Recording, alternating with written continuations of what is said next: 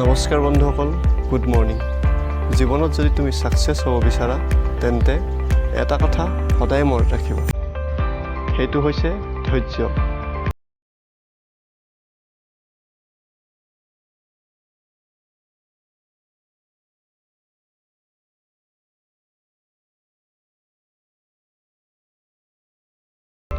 বা তোমাৰ বন্ধুসকল ছাকচেছ হৈ গ'ল বুলি তুমি মন মাৰি বহি থাকিলে নহ'ব।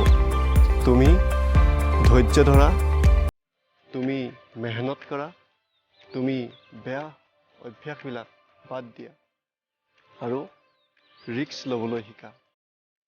এদিন তোমাৰো সময় আহিব আৰু সময় আহিলে এদিন তুমিও সেই ছাকচেছ এচিভ কৰিবা। ধন্যবাদ বন্ধুসকল। Always be positive. Thank U.